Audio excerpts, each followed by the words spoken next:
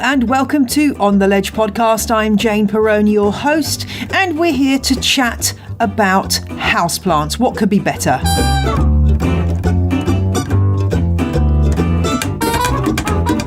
This week is a little bit different because I am bringing you a recording that I made at the London Urban Garden Show a week ago today, with two special guests, Alys Fowler and Rob Stacewicz. We discussed everything from composting your pants to bioluminescence in our chat in front of a lovely audience of houseplant enthusiasts at the show. And I got to meet a few of you too. I met the lovely ladies from Green Rooms Market. That's Annie and Gemma. And I also met Bobby Ho, who is a listener and tweeter. And I told him some secrets about what's coming up on the show. So that's what happens if you come to an On the Ledge event. You get extra interesting tidbits. So there. Now, I won't keep you too long before going into the recording because that's what we're all here for. But I just wanted to give a shout out to the many... Well, how many are there? 1, 2, 3, 4, 5, 6, 7, 8, 9. Yes, the 9 new patrons who have joined me on Patreon since I last recorded an episode 2 weeks ago. That's Naomi, Rachel, Tara, Anat, Paulina, Eva, Shannon, Emily and Emily. Yes, there's 2 Emilys in the group. So thank you so much for pledging your support to On the Ledge with a $5 or more donation, which means that these lovely folk get access to my exclusive extra episodes. And I've been doing all kinds of exciting things like asking them what they want to hear in upcoming episodes of An Extra Leaf. That's my exclusive Patreon content. And I've also been showing them a little sneak preview of a draft of my new logo coming soon and getting their feedback, which has been fantastic. So if you fancy joining the inner circle of On the Ledge listeners, it's only going to cost you $5 a month. That's about, well, a cup and a half of coffee at your local coffee shop. So it's a good investment in the show. Do remember, if you are a Patreon subscriber, to add your mailing address because I am sending out a little Christmas greetings to my Patreon subscribers this Christmas. So if you haven't added your address already, please do that. I will add a little note in the show notes on how you can get that done. It's pretty easy, just requires a couple of clicks. So do add your mailing details. Also, one other piece of housekeeping. I'm looking for people who want to talk about their massive plant collections and the stress and anxiety, as well as the joys and the pleasures that brings, for an upcoming episode I'm doing, looking at when does a big plant collection turn into a problem. In that episode, I'm talking to somebody who deals with hoarding on a professional basis for some advice, but I'm also looking to talk to people who are having problems with their collection, finding that it's all getting a bit too much and wondering whether they need to scale things down, just to find out exactly how you're feeling, what you're planning to do, and whether there's anything we can all do to try to make sure that our plant collections bring us pleasure rather than pain. So if you think that's you, do drop me a line to ontheledgepodcast@gmail.com. You can be anonymous if you prefer. It's absolutely up to you. So do drop me a line if you'd like to appear on that episode. Let's delay no further and crack on with the recording. There was quite a lot of background noise at the show, which we've had to kind of dampen out, but I think you can still get a great taste of the event and what happened and the wise words of Alys and Rob. Well, hello there, everybody. I've just realised, and this is a bad timing, that I should have brought my podcast music to introduce the show to start. For those of you who listen to the show, that will be your cue to think, oh yes, it's On the Ledge podcast. But sadly, I've only just thought that just now. So apologies for that. If you can't hear, I'm afraid there is a lot of background noise. So if you can't hear me, there are seats at the front. Please come a bit further forward because we can't do an awful lot about the outside sound out there. So please do come forward if you can't hear me, but I'm hoping that my rather loud voice will be heard. So hello and welcome to the first ever live recording of On the Ledge podcast. I'm very excited to be doing this today. I'm a bit shocked though, because normally it's about 10:30 at night. I'm in my pyjamas with I haven't washed. I've got a cup of tea by my side. I'm editing madly, trying to get the podcast ready. So it's a little bit strange to be sitting here recording a podcast, vaguely clean, wearing clothes. So bear with me. If you've never listened to On the Ledge, it's a podcast where we treat houseplants a bit like rock stars. They're thrilling, they're addictive, and they're a little bit dangerous. When I started doing this podcast back in February last year, I had a hunch that houseplants, so long neglected by the mainstream gardening world, were about to get big, very big. And the kid who got nicknamed Botany at school because they were the weirdo who had a bedroom full of plants, that's me by the way, was suddenly and unexpectedly in the right place with the right peperomia. And making a podcast about houseplants, I've discovered that there are lots and lots of other people just like me who are madly in love with houseplants. And I think some of you are here today, so thank you very much for taking the time to come and listen to On the Ledge. And I'm joined today by two fantastic guests. I know they're fantastic because they've been on the show before. On my right, I have Alys Fowler, who is gardening. I can't say this. Yeah, we should be able to do this by now. We've been saying this for years. Gardening columnist of The Guardian. Thank you. Yes, I will take that alcoholic drink. Also author of a wonderful houseplant book called Plant Love, and a friend and former colleague of mine. And on my left, I have Rob Stacewicz, who is a horticulturist extraordinaire, edgy garden designer, man who always has his finger on the pulse of what's going on in the houseplant world. I'm really flattered. I try to flatter my guests.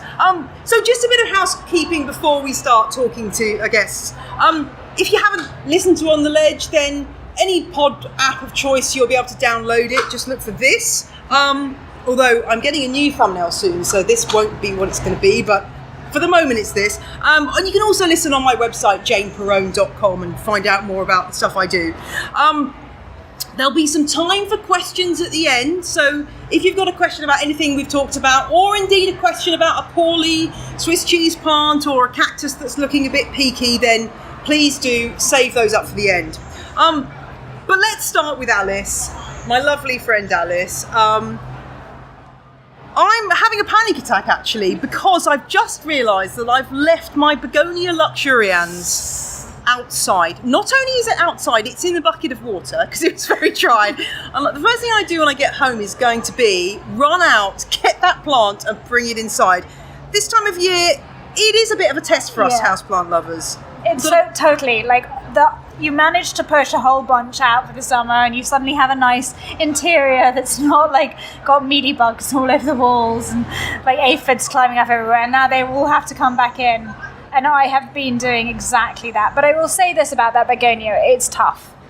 Well, it's tougher than it looks. We've talked about this begonia before because I have such an issue with it. And the last thing you said to me about it was, Jane, it's hungry.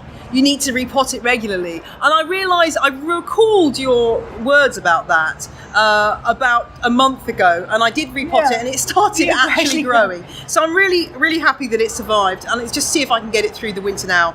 As long as it's still alive by the time I get home, we shall see. Yeah, it's a tricky one. What's your kind of plant count? How many plants will you be having inside? Oh, my plant count in the house is over 100 at the moment. Yeah, it's and in fact so much so that I was cycling down the high street and from the corner of my eye I saw one of those the helter-skelter cactus. I don't know which one it is. The one I'm talking about. Which everybody is really into. And I could see that they were selling it for a tenner, which is incredibly cheap for that. And I almost literally brakes at the bike. I was like, only £10. And I was like, where am I going to put that? Some of these cacti can take really low temperatures over the winter if they're kept dry. So that's when your houseplant addiction gets worse, when you start bringing plants in just so that they can be kept dry over winter. Almost dead. Sort of in a unheated porch, or if that space hasn't already been taken up by other plants. The reality is, though, in my terrace house, is that I've got 3 decent windows and 2 okay, but they're going to be really sad at the end of the winter. So I have taken to this year. What I've done is gone around and got the chimney stacks. You know, the pot that went on top of the chimney, so that I can get more layers in, because that's the way I'm going to get around my windows. So I'm going for height. I like it. That sounds like a thrifty alternative to the plant stand. I go into lights in December. I start putting up lights through the rest of them, because I don't know how you successfully get through if you don't supplement with lights.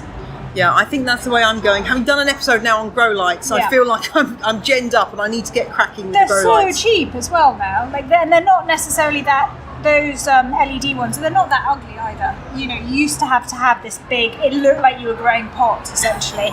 It said to all your neighbours, "This person's growing pot in their front room." But now they're bespoke and quite attractive. I've bought all my grow lights from IKEA.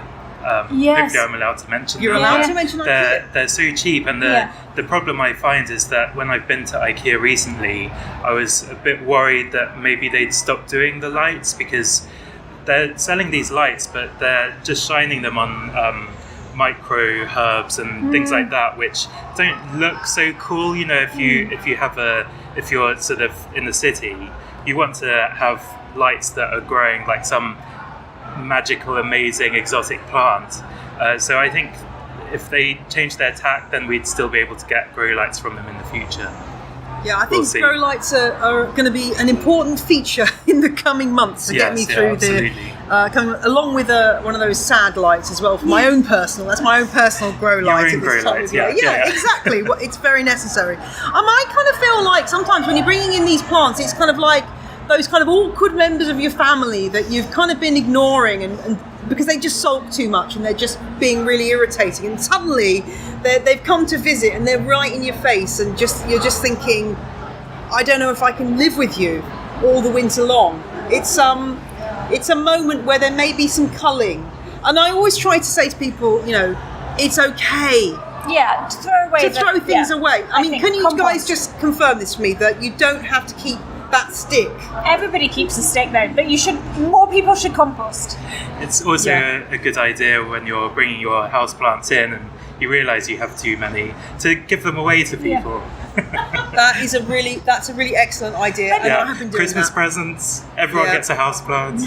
Free side order of mealybugs, that's absolutely fine. I don't know what it says about me, but I'm actually really bad at doing that, because I feel I've been to your house and I didn't come back with any houseplants. That's outrageous. I feel quite like, I don't want to give away my babies.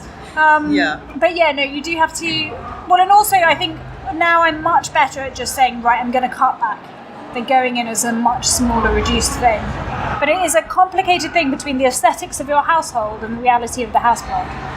Yeah, indeed, especially when you're living with other people who don't necessarily love plants in the same way that you do. Exactly. If I can tell you my growing up story, I had this sort of passion for exotic plants and houseplants, and so they'd be outside during the summer and they'd all grow beautifully. And I'd bring them inside, and I wasn't allowed to put houseplants anywhere else in the house. They had to be in my bedroom. And I would find, I would start going to sleep at night and I'd just hear the worms crawling around in the houseplant compost, making their way through, and then you'd find the odd snail halfway across the carpet, but it's all part of the fun. Rob, I think we were separated at birth. I had a big fish tank that was, because I didn't have access to any houseplant compost, I just basically dug a load of soil out of the garden. That had a lot of worms in the bottom of it. It was. Also the errant slug that has left a slime trail across your carpet that you you spent all winter looking for. Okay. Yes. Shared experiences. Yeah, I think, we've bonded here. Moving on to another subject, my ever overactive mouth. On the podcast, I think I caused a bit of consternation recently when I described the fiddle leaf fig as coarse.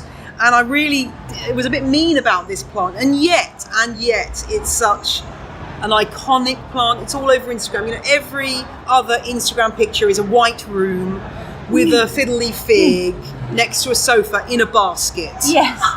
Am I right? Right. So I just wanted to check with you guys, am I dead to you because of this? Or is it okay to kind of diss the fiddle leaf fig? I think think it's okay to there's also the funny thing about houseplants is what would be naff anywhere else is suddenly strangely acceptable when it's in a good ceramic pot. It's a straight, like, you are endlessly in the taste continuum, kind of having to, I love variegated. I mean, like, come on, variegated is not good, but in a houseplant, it is a thing of great beauty, so... Yeah.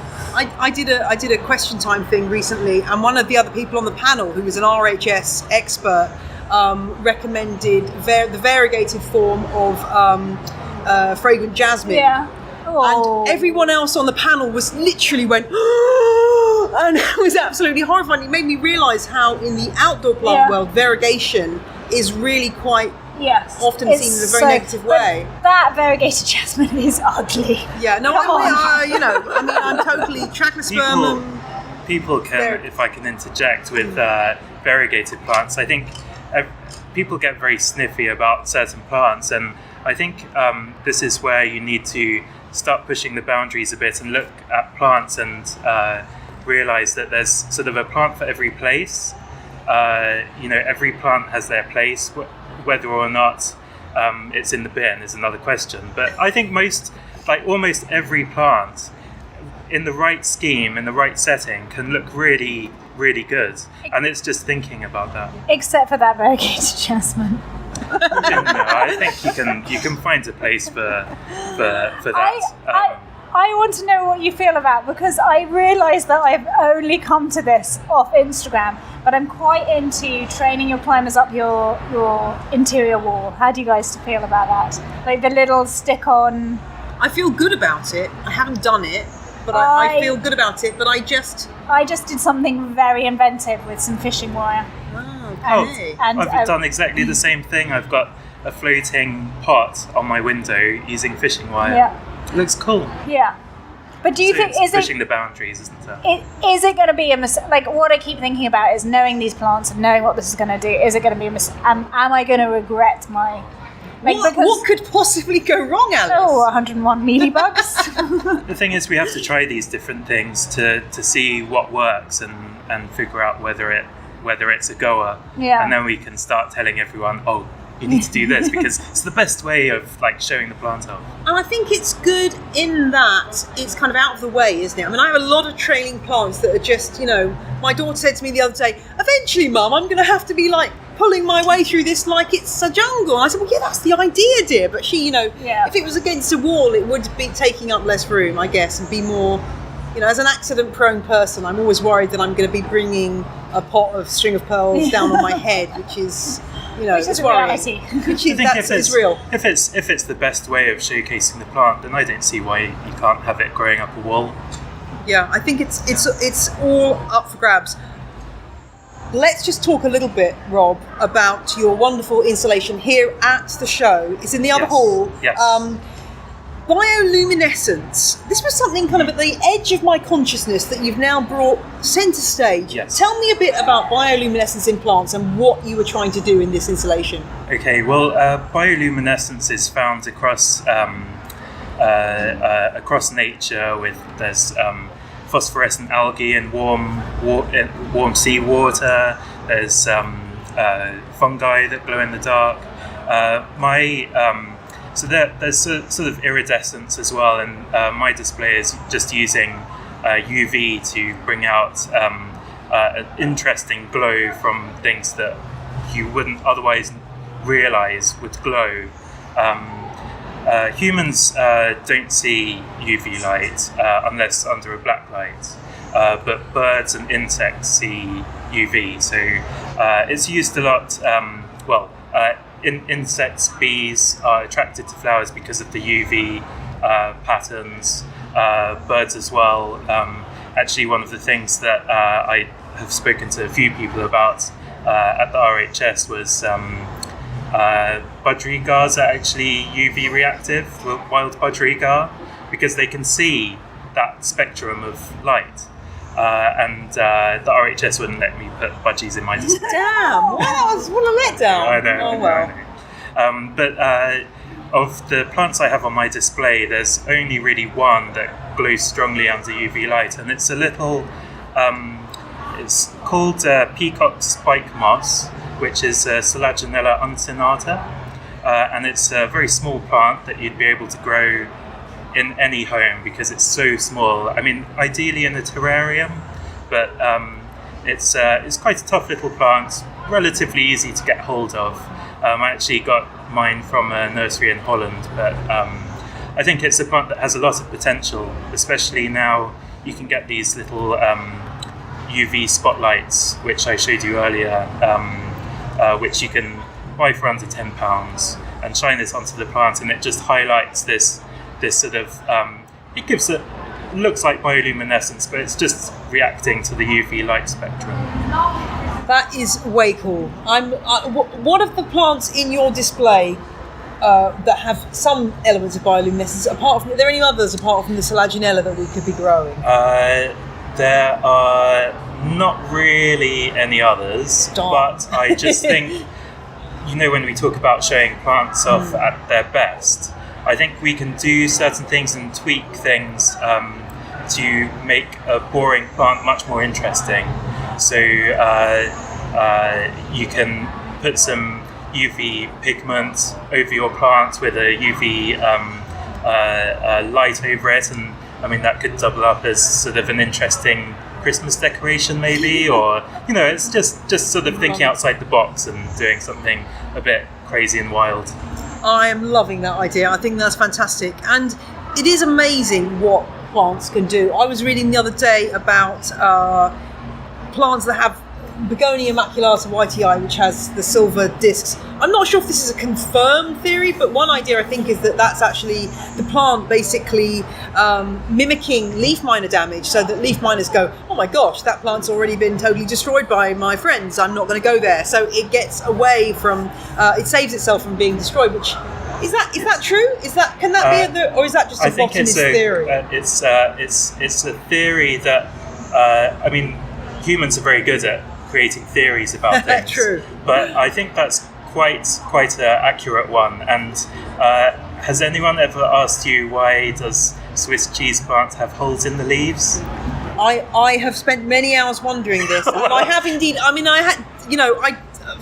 anyone who listens to the podcast, aroids and the weirdness of aroids, I spent many hours trying to figure out the difference between Monstera obliqua and Monstera adansonii, two other members of the Monstera family, to the point of reading academic papers. I'm no further forward. I still can't really tell you the answer. So, the theory is the same as your one with the begonia. Right. It's that, and with a lot of the calatheas with the different patterns on the leaves. It's to break up the outline of the leaf, so it looks as though it's been attacked already. So it confuses the insects. They don't realise that there's actually an entire full leaf there waiting to be eaten. So that it's the plant's way of tricking the insects. Oh, okay. I heard another theory, which was that it was to do with, it was to do with light, and it was way beyond my skill set, but it gets bigger as they get more pronounced as they go up. Yeah. So it's letting light to the next one down. So the bottom ones are supposed to be more whole. Do you see what I mean? Yeah. So I see. it's like, if you think it's like a solar panel, then they've got their solar panel completely out, and the one above is like shutting down one side so the light can get to the one below. I think there's sort of a bit of both, and if only we could ask the plants themselves. I know. But I know in arum lilies, for a long time there was a theory that all those white splodgy, particularly on the like the giant arum lily, was so that to a lot of predators from the distance it would read like they had lichen growing on them, which would suggest that they were a woody plant and not a green plant, and therefore not that good to eat. So if you were a herbivore, you're coming through and you think, oh, must have bark. Just reading it really quickly, because such a big fleshy appendage is a huge amount of effort, and if a herbivore eats it in one go. So that was a theory. That is. Who knows? It's fascinating. I mean, I guess from the point of view of us, the begonia. If that's leaf miner damage, I want some more leaf miners because that looks amazing, right? But I mean, it doesn't really look like that. No, I was going to say, when you actually see, that's where I'm doubting the theory, because I've seen leaf miner damage on other plants, and it's not really that nice, is it? Yeah, I think the thing is the plant makes it look good, whereas the insect makes it look worse. Yeah, I think you're on something there. I have to say though, Begonia maculata whitei has been driving me nuts. In love nuts? In annoyance that like again, it's one of these plants that you see on Instagram and you just see this gorgeous green, sort of long, elongated shield shape with these beautiful, and just looking at it, and it would always be deep green, and then I'd look at mine, it was this shriveled, pale yellow. They've just bought it. They've literally just bought it and then taken a picture of it. But I found the answer though. What? I have found the answer, which is, and again, anyone who listens to the show regularly is probably bored to death of this, but wick watering. Oh my God, wick watering is just perfect for this plant. So just having a container below filled with water, and then some kind of I use the stuff that you get, this is really mundane, but if you get a gift bag, the string that the handles are made of, like that man-made thread is great. You just make a wick out of that, stick it into the water, and then stick it into the bottom of the pot. And my Begonia maculata whitei is finally looking Instagrammable, and it's awesome. And I'm just realising this is a good solution for all these plants. So I just have a very tough love. Like, you either love me or you don't. And if you don't love me, you're out. No toxic relationships in my life. That's very healthy. That's very healthy. And as a woman who composts her pants, I know that, you have a place for these dead houseplants to go. Yes, I do, yeah. That way. How quickly do they break down? Do you ever find like the husks of dead houseplants in your compost? I thought you were going to talk about my pants. Oh no, well we can come back to the pants. You know what, that like non-peat free root ball, nothing. It's really interesting how little in the compost wants to go into that, so it remains as this which just shows that. And actually, one thing I feel that as houseplant people we need to get much better with, particularly with IKEA, who's the biggest seller of houseplants in the world, is demanding that they get grown in peat-free compost, because at the moment the majority of what we're buying is grown in peat and is grown with a lot of pesticides, and that's where we need to move the industry forward, because we don't accept this stuff in our other plants or in our vegetables that we're eating, and yet we're bringing in these houseplants which are grown in not good conditions. I mix a lot of loam in with my houseplant compost, because I find often the stuff you find houseplants growing in just dries out so quickly. Yeah. And I also like to, when we were talking about Ficus lyrata earlier, plant things in really big pots and plant arrangements of plants, because I think that's friends. It's nice to sort of almost have like a garden border inside the pot, but then you're growing plants that you really love to have close to you, the house plants that you really love, you can sort of arrange in an artistic way. And so Ficus lyrata, I'd love to see those planted in their baskets, but with loads of other underplantings. Asparagus ferns or something would be so tough and easy, and just give a really good contrast with the big blocky leaves of the ficus. And hopefully that, if you don't have a lot of bare compost out there, if you've got a cat or something that's kind of like, or children that are like rooting around, that's kind of solves that problem too. Yeah, you don't want to look at bare soil and also it's nice to sort of cover up soil, not have stones and things, just be able to water it more easily. What other plants make good understory for those bigger specimen plants? What else can you put in there? I've got a big philodendron that I grew from seed about 10 years ago. He's showing off now. He grew his philodendron from seed. It's just grown really. What philodendron is it? Siloam, but it was supposed to be a hybrid one, and I'm not sure if it is the hybrid one. But anyway, it grows really fast, and it's growing like this little trunk, about a foot tall. And underneath that, I've got bromeliads, tradescantia, ferns, quite a few things just like packed in. But I think as enthusiasts, we need to push the boundaries a bit more and do things that other people aren't doing. So that houseplants continue to be trendy. And, because otherwise, just having. Well, we spoke about this in the summer with James Wong. When you have like a few different plants in the same pot, like Alys says, they like friends. So it's nice to grow lots, and you can get more in a smaller space too. Yeah, I have to say, after that visit to James that you mentioned, it did make me changed my approach, and I have got a few troughs going now. Some more successful than others. I've got one with a Tradescantia spadaceae, which is going absolutely insane. And then and the poor sort of other things in there are really not doing very well. But I've got one which is just perfect and is doing so well. And plants that were really doing poorly before are just thriving. I mean, very controversially no drainage, but again, as long as you don't water it too much, it seems to be doing fine. I'm crossing my fingers here. Sorry, this is not very podcasty, but I'm crossing my fingers because I'm hoping I can get it through the winter. But it's nice when. Because if you have an individual pots, you don't know if you're doing something wrong. But when they're all together, one will grow really well, the other one will grow slowly. But at least you know that you're getting something right. Yeah, exactly. I think it's kind of fun, even for a kind of non-visual person like me, to try to match up plants and find what works together. It's great fun. Alys, I did want to ask you. I must get a question in here about some edibles. Are you president of the Herb Society? I am. Have you got a hat or something? Do you have a sprig of rosemary in your cap or something? As a, No, I'm going to demand that when I next see them. You a badge, definitely maybe? Ask. No, I don't even have a badge. It's a lovely society. It's started up in 1927.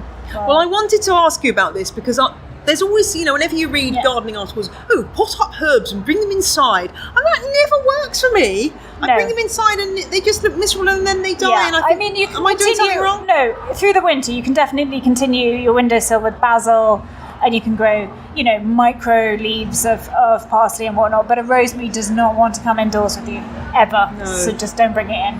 Also, I'm comforted. Rosemary, thyme, they all have big root balls and they do not want to live in a small pot like this. So if you're putting them in a small pot, that's the other reason why they don't look good. But this stuff like coriander, basil, parsley, those kind of things you can grow as microgreens. You can definitely grow basil all year round, just as a kind of, as seedlings that sprout and then you cut them and then you sow again.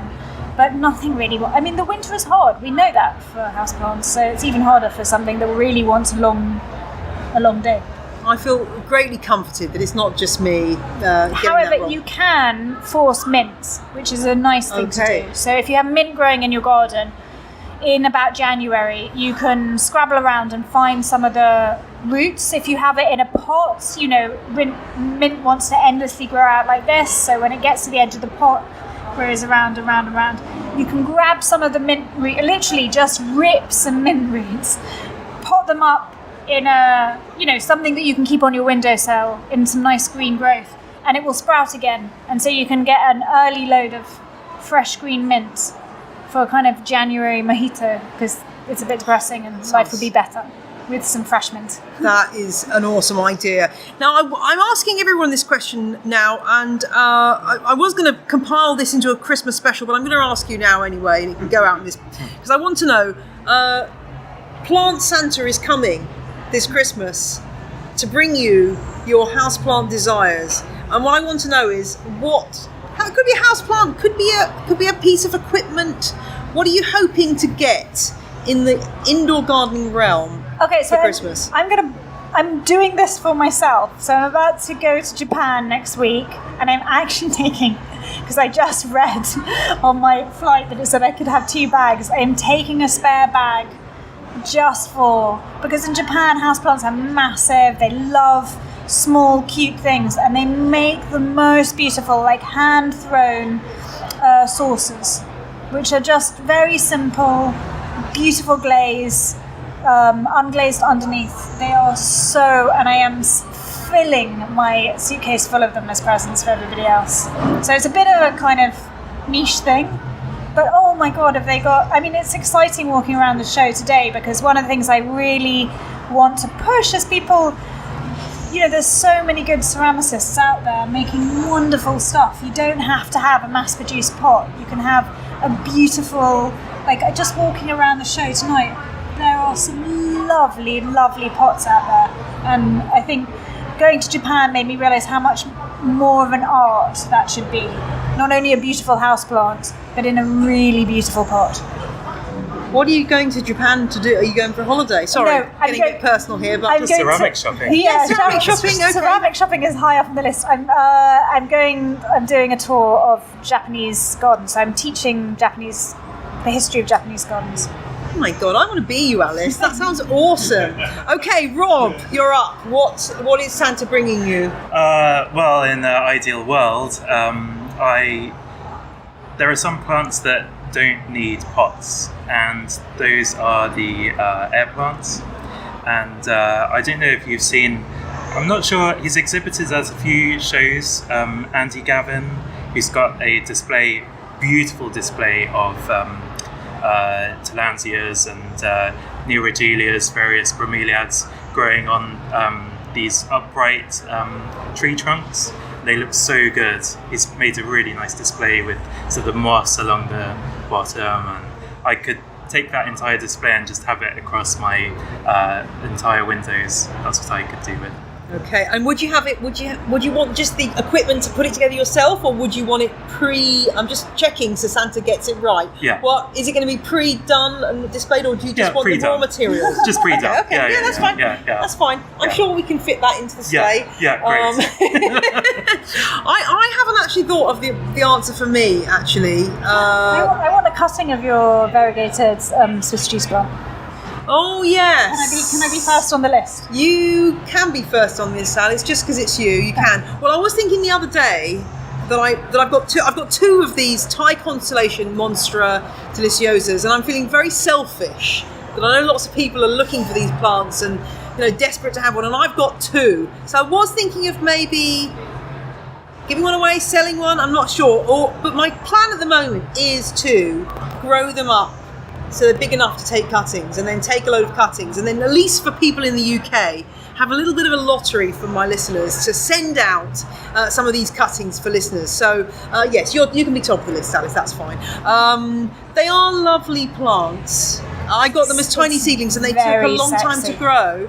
But when the first one fenestrated, going back to our previous, the first holes were it was just so exciting. And it was one of those moments where my whole family were looking at me going, what are you talking about, Mum? I'm going, oh my God, there's a hole. And I was just checking, as the leaf was still furled, and I just saw the outline of a hole. I just got very, very excited. So yeah, I think the comforting thing for people who don't have one of these yet is, if you go and look at a lot of very specialist plant people, there are a lot of these plants coming. They are coming. It's like Pilea peperomioides. At one point, these were £50 a throw or $50 a throw, and the prices come down. And it's the same with this. They are, they're being grown at an enormous rate right now, and they will reach us. Yeah, they're coming. I'm sure you'll find some more at some point. Yeah. So I'm planning to keep mine. I'll have to try to. I do have some plants that I've taken so many cuttings off that they're still tiny, which is a bit annoying. But I can't resist giving people cuttings. On that note, I think it's so important. There are some incredible growers in this country, specialist growers of tropical and houseplants and stuff. And it's so easy to get kind of swayed by IKEA's price, but actually supporting those specialist growers is such a big deal, because they are the ones who are pushing the forefront of all the nice stuff. So if you can, go to your small supplier who's doing it locally rather than getting something that came from a million miles away. And those plants as well tend to be non-MP. Yeah, there's all sorts of things which are good about grown, them. Don't they? Exactly. When you do get a plant, so I have to admit, occasionally go into a supermarket and go, ooh, I must have that £1 peperomia from Morrison's. I have to have it. Is it best to immediately repot that in something decent? Not from an ethical point of view, but from a point of view of the benefit of the plant. Is it, it's had a shock already from being stuck in Morrison's and then in my house. Is it better to repot immediately, or does it? I don't know. I usually hold things to see how they're going to do and why. I usually give everything a month or maybe 3 months, depending on what it is, to see how it does in my conditions. And then if it doesn't work, that's when I start going, right, what do I need to give it? I think the other thing about buying from those specialists, though, is that you often find that you're buying a much, much smaller plant, which you may think, oh, that's a bit disappointing because it's, it comes and it's like that big. But actually, I think that gives you... well-grown. Yeah, it's well-grown. It gives you a really good chance to get that plant from a very young age used to your conditions. I mean, I'm always going on about Gesneriads and Dibley's Nursery in North Wales. Yeah. I love buying plug plants from them because they come and they're teeny weeny, but I know they're going to grow into this really luxurious, lovely streptocarpus or whatever it may be. And that's a wonderful thing and you get that sense of pride as well, like with your philodendron, Rob. Yeah, absolutely. I was just going to say on that point, usually you see Kentia palms and they're really stretched out. Like they try and stretch them as much as possible so that they get like maximum height. And the next leaf that grows in your living room is sort of, a foot high off the ground from a 8-foot plant. Yeah. So I check eBay occasionally for houseplants. Yeah, I'm sure you probably do too. Yeah. And in particular for my installation, I found a Kentia palm that had been hardened off in normal living room conditions, and it was huge, and it was £30. 5 minutes from where I live. We're all rushing to eBay right now, looking for. The thing is, these things come up because this palm had taken up sort of half of someone's living room, and now it looks amazing on my installation. Yeah, it's definitely worth looking on eBay and these specialist growers. Also, I love looking for vivarium suppliers. Seem to have fantastic, oftentimes tiny little plants that for people's gecko cages or whatever. That actually sometimes you can find some real treasures there. So there's plenty of lovely things coming to us for Christmas by the sound of it. I need to think. I haven't decided what I want. I think. I have just bought myself, in my classic way, selfish way. I actually just bought myself on eBay a handmade copper watering can. Nice. It's very nice. It's got something engraved on the bottom, made by somebody or other, and it's very lovely. It's all sort of crinkly. It's one of those crinkly ones. So I think that's going to be my Christmas gift to myself, rather selfishly. So no doubt it'll be on Instagram very soon, so you can look out for that. I think we should probably now give a little bit of time to questions, because we've talked, we've discussed things, and there may be things that you're desperate to ask. So I throw it over to the audience. My lovely microphone lady Letitia is primed. Do you want to ask the first question, Letitia, though? Because you did say you had one. No, I don't have one yet. Okay. Anyone else want to ask a question? Come on, somebody. Yes. Don't be shy. Is there a plant that you haven't grown that you would really love to grow, like in your house? That's a good question. I want one of those spiral cereus cacti. I mean, I do really want one of those. Mine did a good amount of growth this year. I'm pleased with that. Do you want one of those? I started off my training growing orchids, and I have rejected them so much so that they absolutely do not even appear in any of my books. My neighbour moved and gave me her houseplants to look after while she's moving. And she has like one of those really naff cymbidiums, and I was trying to kill it, and I've made it bloom. And you know what? It's I'm having to re-look at my ways. I think I'm going to go into big orchid.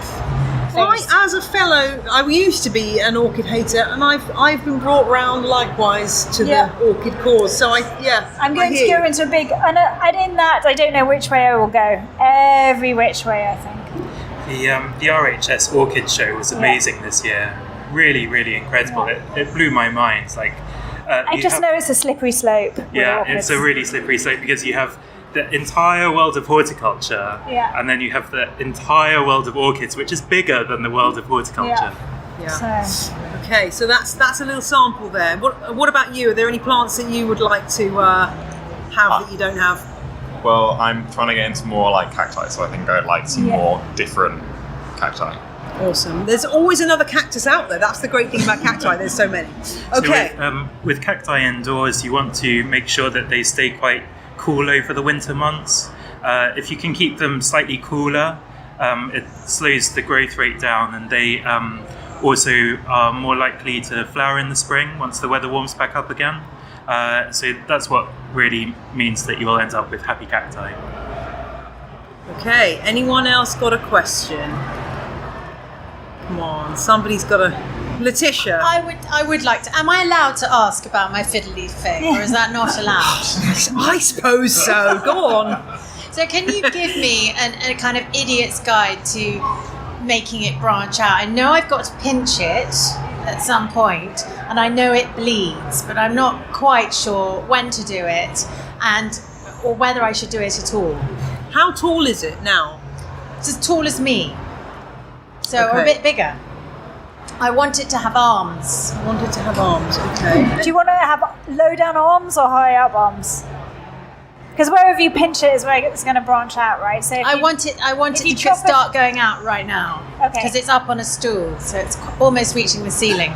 So, but like, if you chop it off at your head height, that's where it's going to branch out. Yeah. But do you want branches lower than that? Because that's basically like, if you can prepare to be brutal, you will get a much better looking plant than if you just chop off its head. So how do I be brutal? Low down.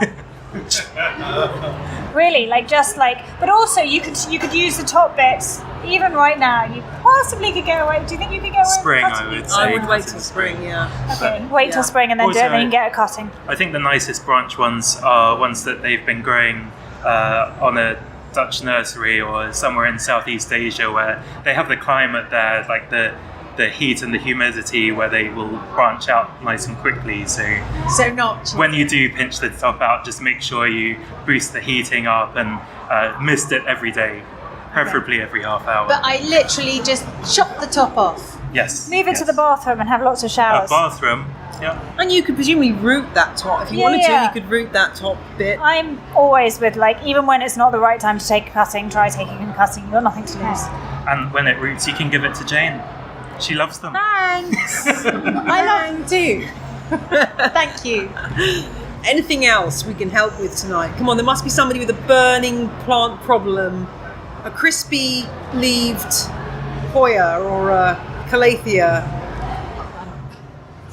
Okay, How do you get a crispy leafed Hoya? I don't know actually. I have had a crispy leaved Hoya, but then I'm particularly talented at killing plants.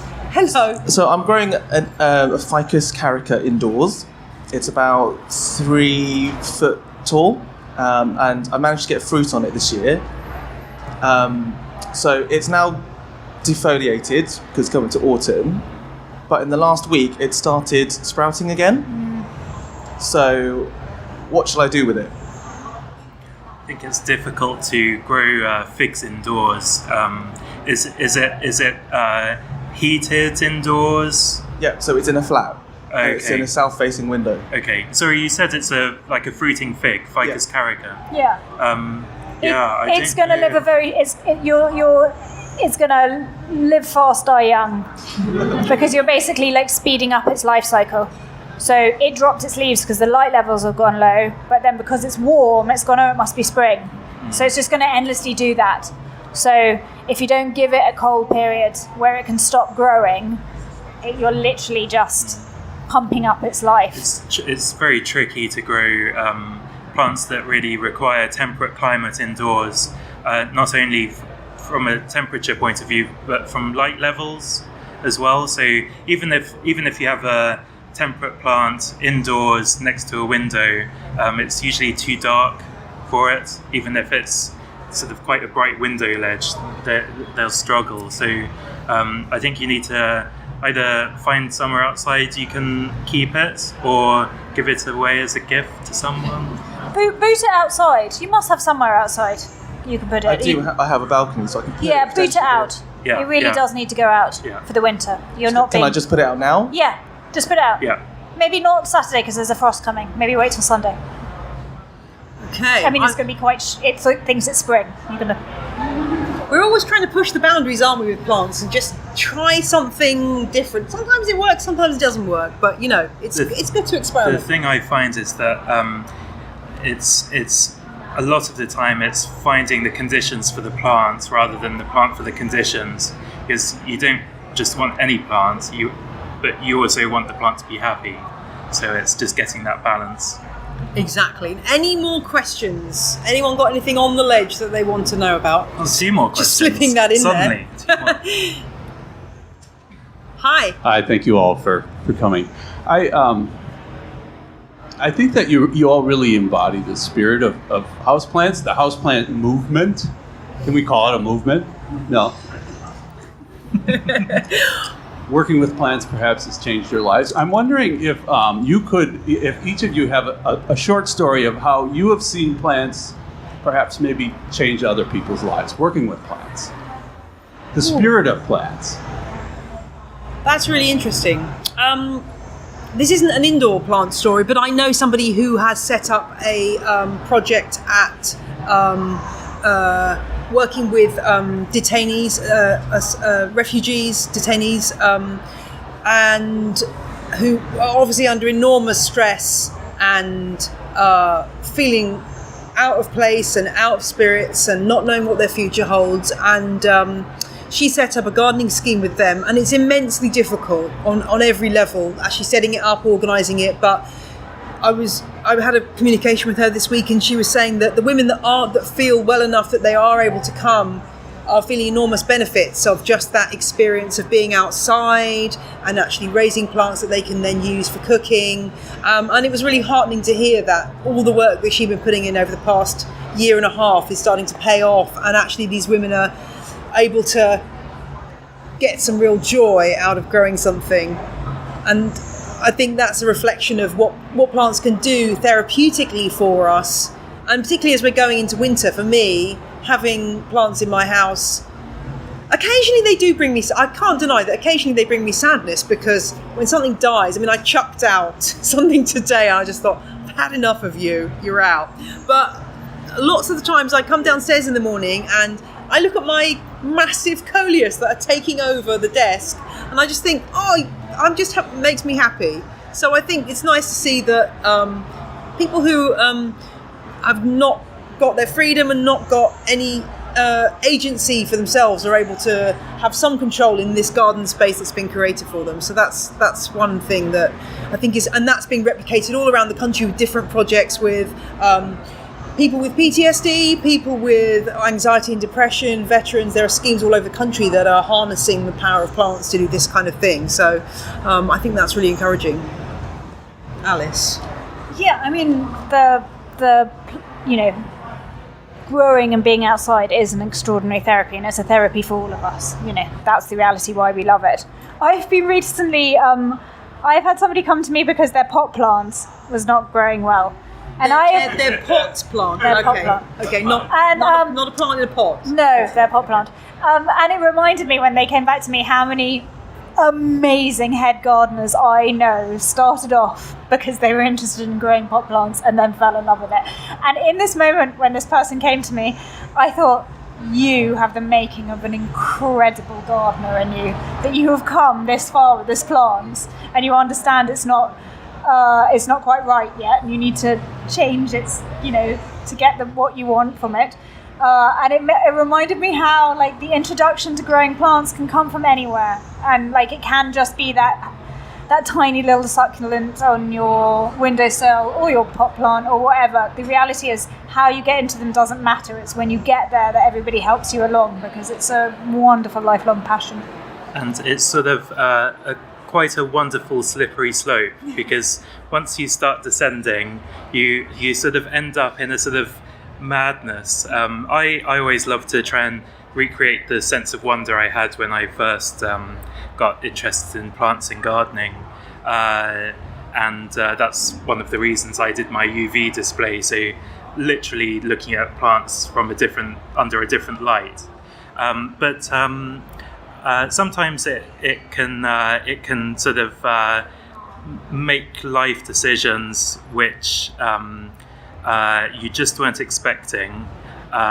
One of my friends, Michael Benedito, has just been making just about to start making a botanic garden in Madeira, and he's complete plant nut. And I think to like the average person, what he's doing is just completely insane.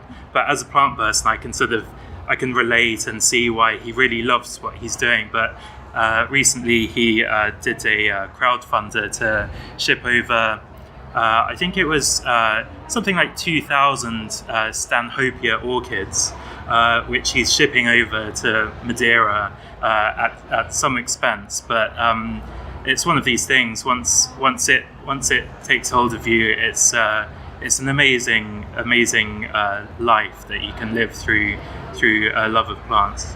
What a great question. And did we have one last final question before we go, or is that yes? It sounds incredibly trivial now compared to. Oh well, this is the great cornucopia. Nothing's trivial.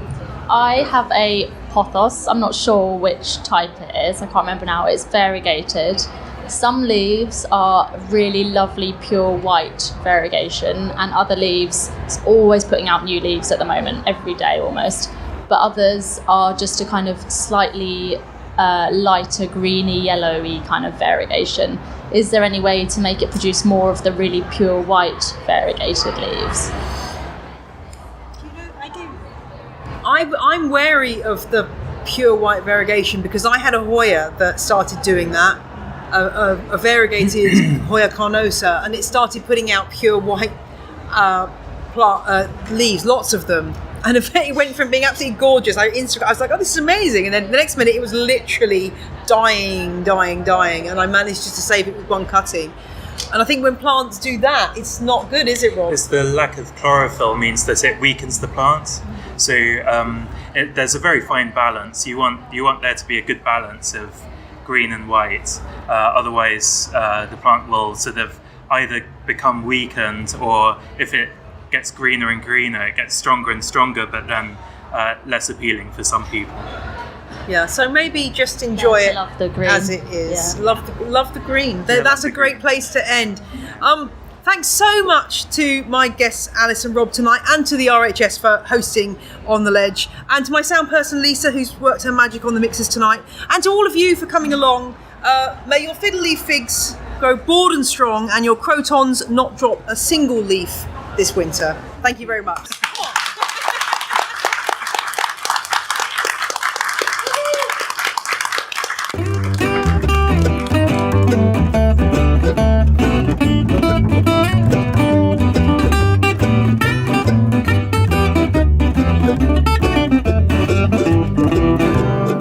I hope you enjoyed that recording. It was such fun to do, and thanks so much to my guests Alys and Rob. Also many thanks to Letitia McCloof, who was my wonderful microphone holder. She has a wonderful podcast herself. It's called The Virgin Gardener, and she works with Andrew O'Brien on that. I will include a link in my show notes, or just look it up in your pod app of choice, because it's a fantastic podcast for anyone wanting to know about outdoor gardening. Thank you to my wonderful sound person, Lisa Hack, who made sure that everyone could hear and be heard. And thanks to Dario Spagnoli at the RHS and all of the RHS staff for welcoming us to the RHS halls for the show. Now, I think we've just got time for a Q&A to slip in here at the end. And this one comes from listener Anne Wareham, who you may remember from our conservatory episode. Anne wrote to me because she's having a problem with her conservatory windows because they have a filter for UVA on them, and she believes this is causing her plants to suffer. When she takes them out to the nursery, they perk up almost immediately. So she's moving them in and out all the time, which is a drag. And she's wondering if there are any plants that will thrive in these conditions and what she can do about it. So I phoned Leslie Hallock, who's our expert horticulturist from Texas in the US, who appeared in our Grow Lights episode, to find out the ins and outs of windows and UVA and filters and all that stuff. Well, it's interesting. I have known many who have built beautiful glass greenhouses and conservatories, and there's sort of a natural assumption that plants are going to automatically thrive inside a greenhouse or conservatory because that's the visual that's been created for us, right? But you're essentially changing the environment when you put a plant behind glass inside an enclosed glass greenhouse or conservatory. And glass itself, without any type of film or treatment, is going to block a certain amount of your natural light volume that moves into your space. So you can lose with plain glass anywhere from 10% to 20% of the light, the amount of light that comes through the glass. So you might find that your plants receive just a bit less light once you place them inside your glass conservatory. So that's number one. Say the glass is dirty, say it's got a little bit of, dust or grunge on it, that's going to reduce light to your plants. And then when you start adding in sort of the more modern glass options like low E glass or UV filters, you potentially can lose more light volume. Now, regular glass blocks out most UVB light already, the UV that gives you a sunburn. But you can still get about 75% of UVA come through regular glass. Now, if you have a complete UV blocker on that glass, it will block that. But again, it's all the other ways that glass is constructed, or maybe it has a color film on it. Some glasses that are used for, residential conservatories or sunrooms may have a tinted filter on it, and that may bounce off some of that blue light or red light that is coming in that your plants need. So just putting a piece of glass between, the sunlight and your plants will change potentially the amount of light it gets. And that can be a problem for some plants. For other plants, not so much. And then after that, you've got some temperature changes also that might actually be the culprit for some plants. Oh, that is fascinating. So is it possible to know what plants will do better under those kind of conditions where you've got light possibly with filters, or is it just a question of trial and error and seeing what grows best?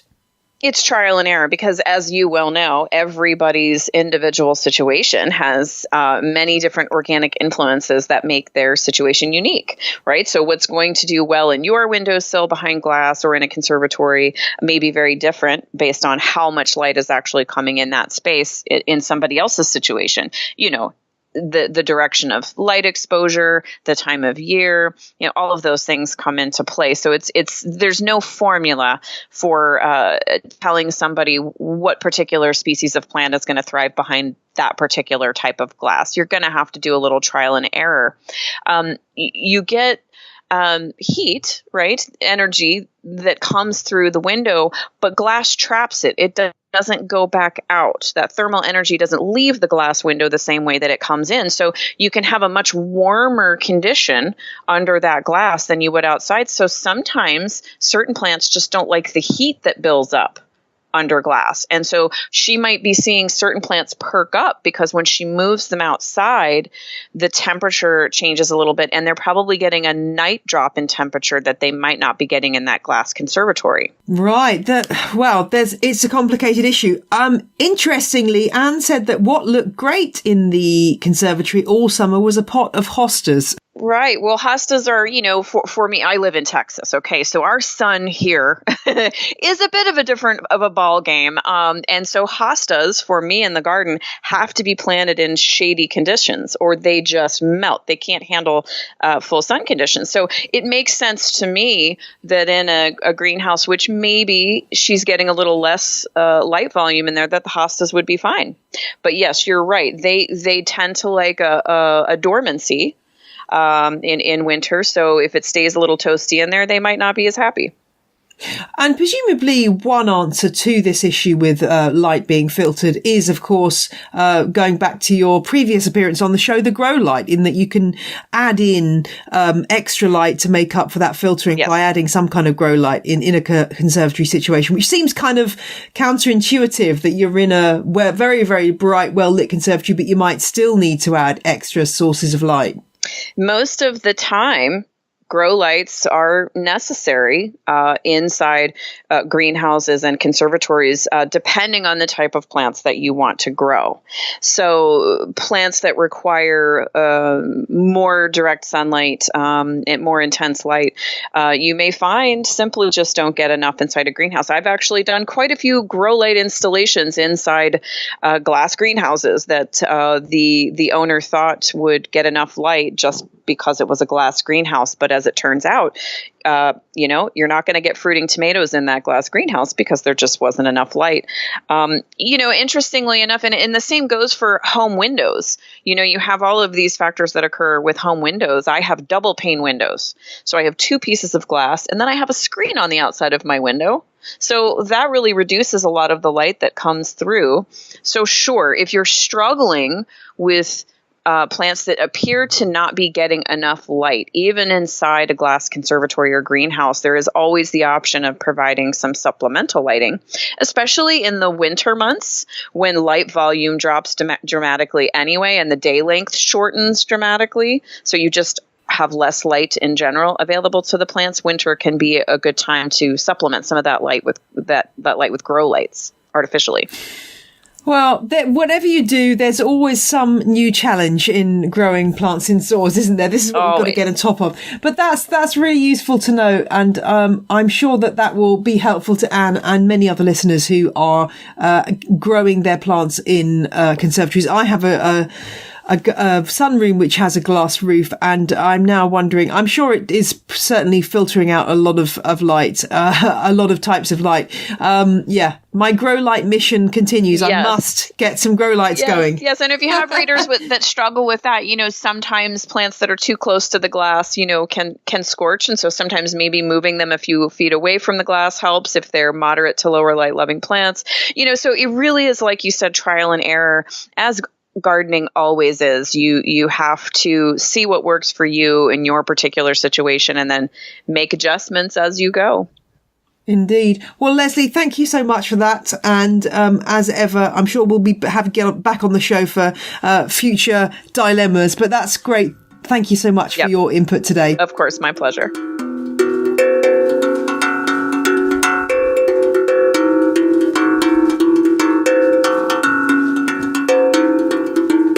Got a question for On the Ledge, drop me a line to ontheledgepodcast@gmail.com and I will do my damnedest to help you.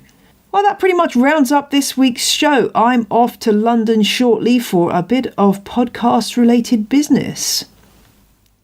You can't see this, but I'm tapping my nose conspiratorially at this moment. Not very good for a podcast, I know, but anyway. But for now, I shall bid you farewell, and I'll be back next week with another fun-packed episode of On the Ledge.